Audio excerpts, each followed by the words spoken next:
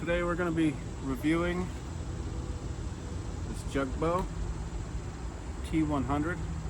Kind of like the name, but reminds me of the Terminator. So I'm going to spare you the unboxing for the most part, but it comes with a quick operating guide, throw that away, owner's manual, you can throw that away. It's got a QR code, you can get a training video and your warranty. Don't really need any of that. Comes with the large and small prongs, and also this extension for if you have long hair, which that's kind of cool. I mean, it's a bit flimsy to me. You're probably going to have to be bending this back into place quite a bit. And then it also comes with the tester and a little wrench to take the stuff on and off. Belt clip, I prefer not to use those. That's pretty much everything that comes on. It comes with a clicker, but throw that away too. So here's the collar. Here's the remote. Take that off.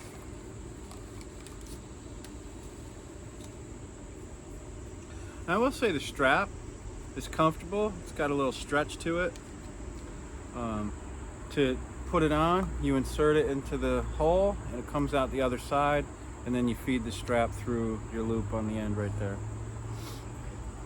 Kind of cheesy, you know, but it is what it is. If you ever have to replace the strap, you probably can't just get any old replacement strap for it. So that I'm not thrilled with.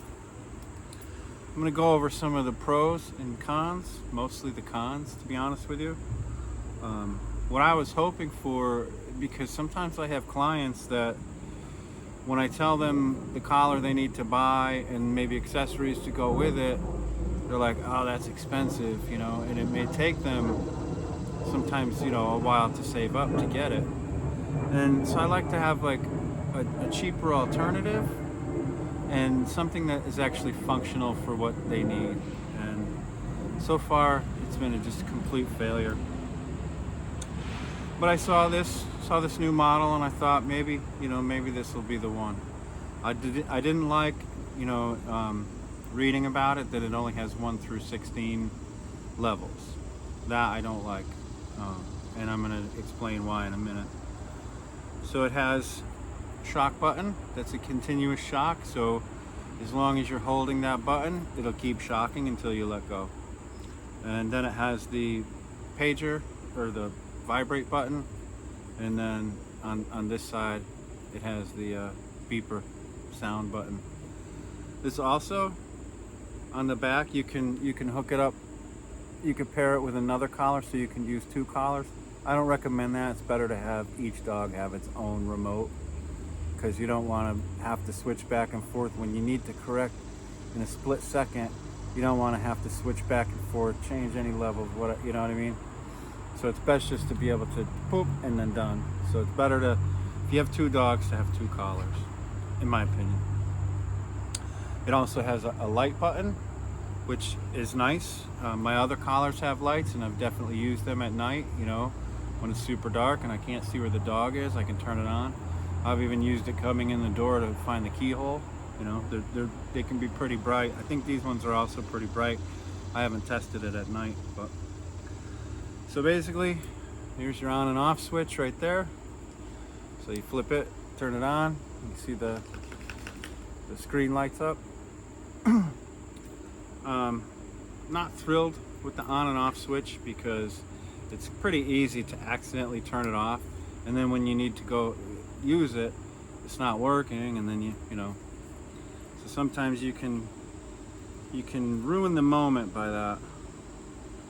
So it has a on and off button right here.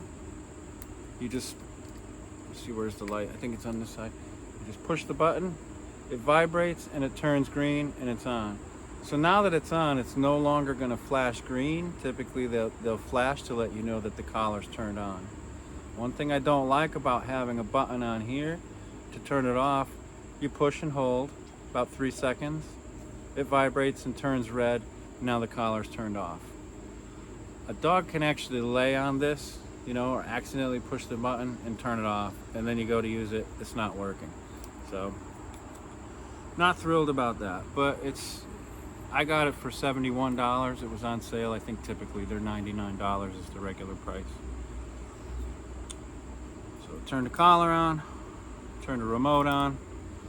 I'm gonna test it with the beep. Now the beep function, if you push down on this little dial, you get a little lightning bolt. Then you get that symbol, that means vibration, and then you push it again. That's the beep sound. So you can adjust by turning this. You have 3 different levels of sound. So the first one is that. The second one, a bit higher. And then the third one, a much higher pitch. So depending on what the dog finds more aversive or effective, that's the one you would use. Vibration, again, 3 levels. So the first one, oh, wrong button. I don't know if you'll be able to hear it. That's the first one. Every time you change it, you got to push down again. Okay, here's the second one. So it's a little faster of a vibration. And then here's the third one. So the first one's a bit duller, second one, and it gets faster of a vibration as you go up. So again, you can adjust it. I find it typically doesn't make that much difference. A dog's usually either going to respond to vibrate or they're not at first, so it doesn't really matter that much. Some dogs actually find the vibration more aversive than an actual correction, but it's all determined by the dog, and that's what we're going to mostly focus on. So here, I'm going to put it on shock. It's on 1, so that's the lowest setting, right? And now if I have to adjust it, all right, I'm going to push it again.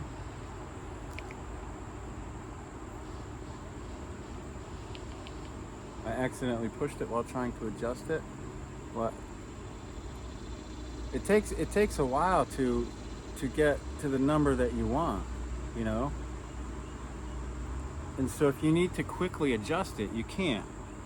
Or there's no other setting to make one of these buttons higher than the other one if I need a quick, you know, higher correction response. You don't get it. But here's one of the main things, right? This collar is no good for teaching. And that's because when I push the shock button, so I'm gonna put it on my arm. It shocks 1, 2, 3, 4. So these are like separate individual shocks, right? And so this is on number 1, by the way. So when I'm teaching a dog how the collar works, I want to find the lowest possible setting that I know that the dog feels. And when I push that button, it should be more of a continuous feeling. So it should be more like ba ba ba ba ba ba ba. So it feels like a tingle, right? And then you teach the dog that by doing what you're asking him to do, that's how it shuts off. So you tell the dog to come into heel. You say heel, you push the button, and you guide the dog into place with the leash, and then when the dog's in the proper place, you shut it off. If the dog leaves heel, you say no, and then you push the button, and then you bring him back into heel, and then you let it go. So number 1, the dog learns to escape the feeling of the collar by coming into heel and doing what you've asked.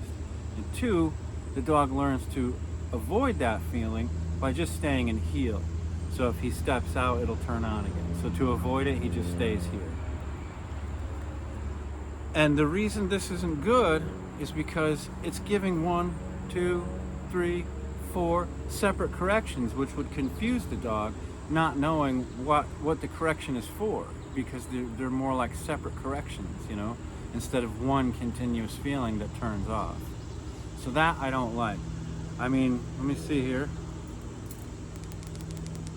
Even if I rapid fire the button, it still goes at the same 1, 2, 3, 4 rate. So you can't even rapid fire. The second thing is number 1 on this collar is too high. It's too intense for some dogs, and as far as the dogs go here, there's 5 dogs here. I can only use this on 2 of them. So Eddie responds to 1 on one of these mini educators. He'll flinch his head and stop whatever he's doing on a number 1 correction, right? Number 1 on that, I can't feel it. I can put it on my tongue and I can't feel it until 3 to 5. And even then, to me, it just feels like a slight little tingle, and I'm not sure sometimes if I even feel it. But then you get up to 5 and you're like, yeah, okay, I feel like a dull 9-volt battery, kind of. Like a almost dead one. And so somehow he feels 1 and he responds to 1. But on this, it would be too intense and it would freak him out. So if you are working with a dog, especially a dog that's unfamiliar, and the collar is too intense for them, they just want to check out. They want to leave. They don't want to have anything to do with it. It's hard to get them to work, but if you tone it down, and then you gradually can work your way up if you need it. If you have a working level that you're working with on a dog, like let's say Eddie, working level on 1, right? But now we go to the park, he's not going to care about 1 because he's too excited. There's too much going on. So I may have to bump it up to say 5 or something like that, you know. But that's him, that's his personal level that works for him. It's not going to work for every other dog. Luca responds to 40 on the mini educator. So 40 is a pretty high level. He won't respond or he won't listen to 30, right? So 40 works for him as far as something to get his attention. His working level is even pretty high. It's up around 30. So just to get him to do something that I've asked to come and to heel, I'm using a pretty high stimulus on him. But on this collar, it would work for him as a correction only, not as a teaching tool. I need that I need that continuous feeling to use this as a teaching tool. This collar would be good if you have a dog that you've already trained on a collar, and typically all you ever need to use is vibrate, or occasionally just give them a quick correction like, hey, don't eat that, or whatever, just to get their attention. Other than that, it's not good for teaching. And it's also going to be too intense for some dogs. Those are my main flaws with this collar. Typically, these Chinese collars have really good battery life, so that is a plus. Sometimes I get a dog in here that just, doesn't want to be touched, and it may take several days. And if I put one of my other collars on, the battery will be dead in 2 or 3 days. And so if I need it, to save myself from getting bit or something, it's not going to work. But with this one, I can always have this as if I just need to correct a dog for coming at me or something like that. So that's a plus. I haven't really tested this, but typically these Chinese collars, they have really long lasting batteries that'll last, even with consistent use, a good solid 3 weeks without needing a charge, which is fantastic. Maybe some of these American companies will up their game a little bit with the battery. That would be nice. But I would really like for one of these companies to figure it out, that you can put a fancy screen on there and this and that. It doesn't really improve anything. It's not functional for a training device, and you're just selling people a tool that's basically used to correct a dog, and that's it. You don't want to put an e-collar on a dog and just start blasting him for doing things wrong. I have a dog here that I'm working with, and somebody did that to him. They put an e-collar on him and they just started heavy correcting him, and he's become head shy. You can't put a regular collar on him. You can't put a leash on him Like he'll pull away, he'll lay down on the ground, he'll even turn at you as if he's going to get mouthy with you. He's become head shy from an e-collar, right? Because somebody just strapped one on him and started blast correcting him. And he wasn't used to it, didn't understand it, you know. When you first correct a dog, they don't know where it's coming from. They don't know it's you that's doing it. They just go, what the heck was that? And then you correct them again and they're like, oh my God. They don't know where it's coming from. So you can kind of mess them up if you don't ease them into it. And the reason I know that, so he was here for an evaluation. I put a collar on him and I start at 0 and I work my way up. So I was on 0, right? And I hit the button and he reacted because let me do one that's not gonna make noise. He heard the sound of the button being pushed and he reacted to that. And then when I actually got to a level where he could feel it, then he was kind of a little bit freaked out more. Like I said, he wanted to check out, right? So I have to find that lowest level that works for him and ease him into it and get him used to it, you know? The issue is with him, he's food aggressive and resource guarding, so he does need, you know, he needs a safe way to correct him without having to physically touch him or put a leash on him or anything like that. And I also want him to get used to it and get over his head shyness so that you can easily clip a leash to him and put a collar, you know, like a regular flat collar or whatever on him if you need to. This is a mini educator by ecollar Technologies. This one goes for $199 average on Amazon or ecollartechnologies.com. This is my go-to. I've had not this particular one, but I have 2 other ones. I have 2 other ones that I've had for probably 8 years now, and the dogs wrestle with them on, and they're constantly biting at them. They've been swimming with them. They constantly go in the pool with them on. No issues at all with them. Good, solid, durable collars that will last you a lifetime. As long as you maintain the batteries, don't let them fully drain, you know, before you have to charge them, then the batteries are going to last a lot longer, and they're also easily replaceable. You could buy replacement batteries from anywhere from like $12 to $20 for them. So this one, it's simple. Just keep it simple, stupid, you know? I like to set mine so that I can adjust with the dial as needed. Take this one off. See it? I can very quickly just crank that up. So that's all the way up at 92 in just a split second. So if I got a dog that's running towards the road, I'm gonna push that continuous button and I'm just gonna crank that collar up, right? And it's gonna quickly find that level where the dog's like, whoa, okay, I'm gonna turn around and run back now. And sometimes you need to do that. Sometimes you need to make either small adjustments or very quick adjustments. And so that's essential. I can lock this. This particular receiver is programmable, so I can set up the buttons on this to do different things. I can set it so this is continuous and this is 5 points higher. So automatically, with just the touch of a button, I can increase the level by 5 points. This collar also has a light. So if you see it, if you hit the button on the back right here that says L, it'll flash. And so if you need to kind of keep an eye on where your dog is, or maybe there's, you're in a parking lot or something like that and you want cars to be able to see where the dog is, you could put it on flash, or you hit it one more time and it's a solid light. Like I said, it's pretty bright at night, and then one more click turns it off.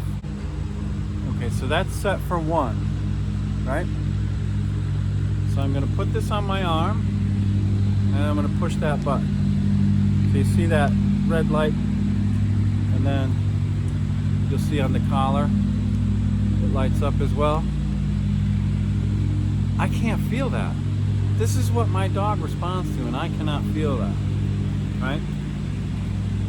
I'll even show you on the tongue. I can't feel that. So I turn it up. Number 3, I can't feel it. Number 5, I feel a slight tingle, very slight tingle. Put it on my arm, I can't feel it. I cannot feel it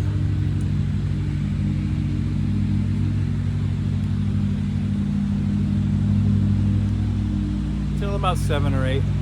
So it's on 8, right? So number 1 on that jug bow is about equivalent to number 10 on this collar. This collar goes up to 99. And that doesn't mean that this collar is more powerful than any other collar. It just can be fine-tuned more. So instead of 1, being too high, I've got from 10 to 1, right? I can fine tune and adjust it if I need to go lighter than that. And very often, I've had dogs that'll work on 5 or 6. Eddie's unusual. I've only seen 2 dogs that'll respond to 1. But anything higher than that is too intense for them, So let's say I go up to 2 on the other collar. That's going to be equal to 20 on this. And that's typical for like a correction level. So a correction level means that after you've taught them what the collar means, you start giving them boundaries. So let's say I put the dog in place, and now the dog's not supposed to leave place. And as soon as he tries to leave and puts 1 foot on the ground, I'm going to give him a quick hit at 20 until he pulls back. So I got to find just the right correction level that gets the dog to say, okay, I'm not going to step off. I don't like that. And again, on the other collar, 1 may be fine as a working level for some dogs, but 2 may be too intense. You know what I mean? The correction level might be more like 15 on this collar, which I would assume would be 1.5 on that collar, but there is no 1.5. You can't fine tune, so you just have these quick big jumps from 1, 2, 3 up to 16, instead of fine tuning 1 to 100. So that's a major flaw. And then it kind of could be a bonus and then also a flaw at the same time.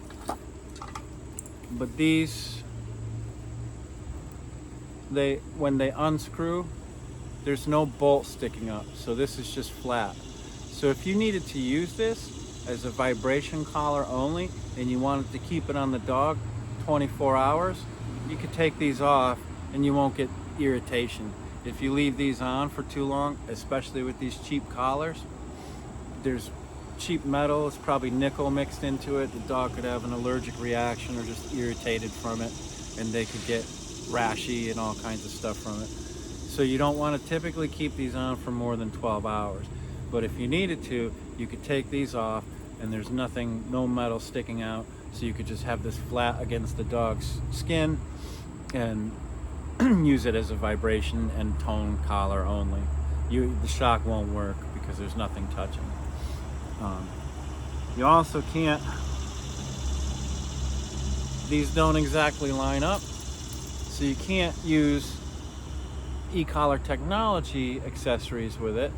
They have comfort pads that don't have the springs here, so they have like titanium, less irritating pads that are less pokey that you could use. They also have these extenders which are far more durable than the other ones. They even have other extenders that have titanium tips like these on them. So there's different accessories that you could get for this collar that you're not going to be able to get with this one. You only have that little flimsy extender, which I'm sure will work fine, but I think, you're probably going to have to be bending that into place quite a bit, because like I said, when they start playing and they're biting at the collar, that thing's going to get squished, or they're going to lay on it and it's going to squish, and then it's no longer going to reach, and you'll probably just have to rebend it so that it reaches in. This remote belongs to an old Dogtra collar. Still works. It's the old model 230. Now they call it 230C. But or no, this is a 280 NPC. Excuse me, 280C is what they call it now. But this still works. This thing's got to be, I think, 2013 I got this, so it's like, 12 years old now. What I like about this one, it's very similar to the way it works. You can quickly adjust. This is very simple for people who are not tech savvy. You get it out of the box, you turn it on. It's got continuous shock, single shock, and then this button right here is the vibration. There's no tone. So it's just 3 buttons, and then this just adjusts the level. Let's see if this will turn on. Oh yeah, it's still. So you see, if I do that, I can adjust the level. Now I haven't used this collar in a long time, and it's still got a full charge. Turn that back off. So it's very simple to use. If you're an older person, you don't want to have to read the manual and try to figure out how to set the buttons up on another collar, you can get one of these. These are typically about $239, I think. They're very compatible to the Mini Educator. I would say that the battery life on these is not as good, so you will have to replace these batteries more. And one thing that I do really like about these, if I have this hanging on me, I can have 4 of these remotes on 4 different dogs, and I can just easily push this against my chest and use the vibration if I need to communicate with a dog. So if I have 4 dogs, I can easily just like have my fingers on them and just press as I need to communicate. I can't do that with like these round collars. I have to physically have it in my hand, so the most I can do is 2 dogs at a time if I need to quickly. I can hang a bunch of them, but then I end up going, wait, which one is this dog, and then I get the remote and then I push the button. So that is one thing I do like about these.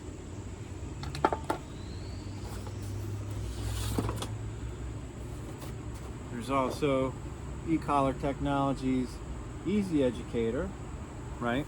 And as you can see, the remote on this one is a bit different. So if I have it hanging, I can pretty much do the same thing, but these buttons on the front are only shock. The vibration is on the side.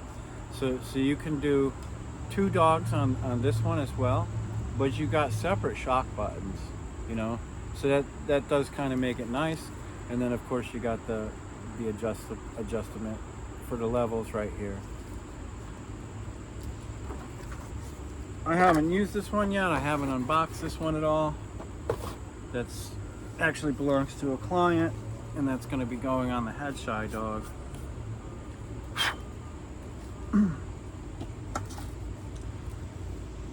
Now, as far as cheap collars go, I think they made the quality a little bit better than what I've seen in the past. So thumbs up on that one. But they still don't understand actually what these are for and how they should operate. Keep it simple. You saw that other collar. 3 buttons. That's all you need. Continuous, single shock, vibrate. That's all you need. Even the ones that have tone, I almost never use tone. And basically the only thing I ever use tone for is if I'm bored of training a dog. So if a dog is learning to, use an e-fence, or, you're just going to manually be the e-fence with a remote collar, then I'll use the tone to warn them that they're near the flags. They pass the flags, they get a shock. So this collar would be okay for that, right?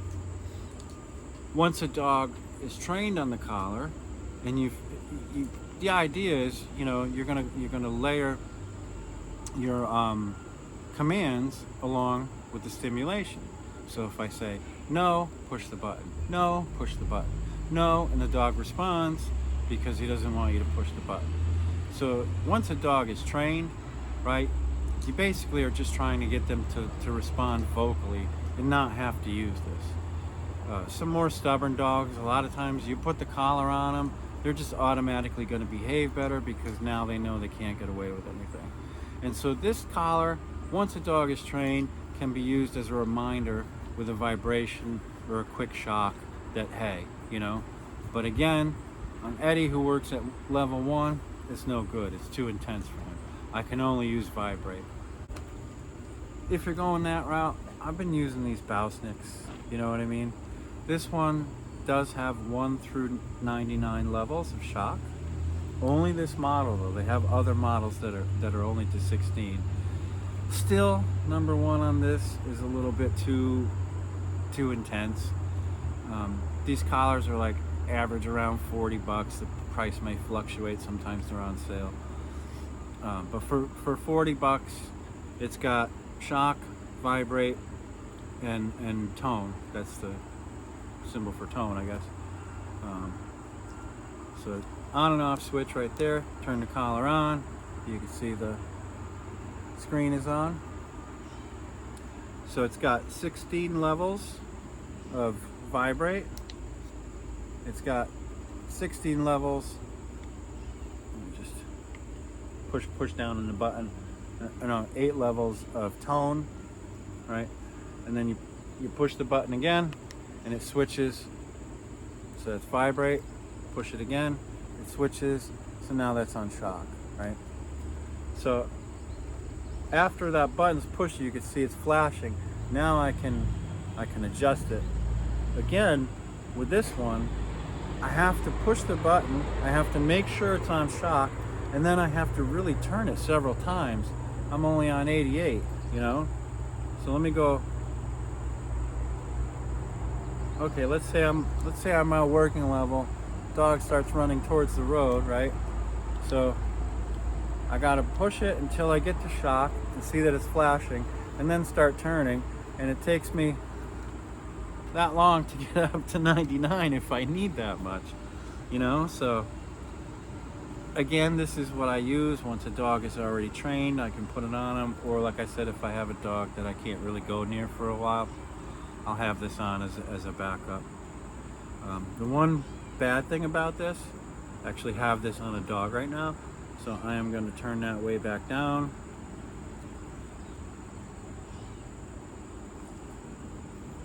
Is these buttons are flat up against you, and I've reached over a counter and leaned up against the counter and accidentally pushed the button. So I typically will turn it off when I'm not using it, and then if I have the dog out and I'm in the yard, I can turn it back on. But I have definitely done that. I've gotten this thing just slightly wet. Absolutely no good after that. Throw that collar away. So these collars aren't long lasting at all. But if you're in a pinch, you know, you maybe financially can't afford to spend, you know, $200+ on a good collar, then you can grab one of these for 40 bucks, you know, especially if the dog has already been trained. If you're going to a trainer and he's using his collar and he can get the dog to a point where it's just, you know, a vibration or a quick correction as a reminder, these are fine, you know what I mean? Again, same thing, cheap Chinese metal, so if you keep it on them too long, they can get irritated from it. Also the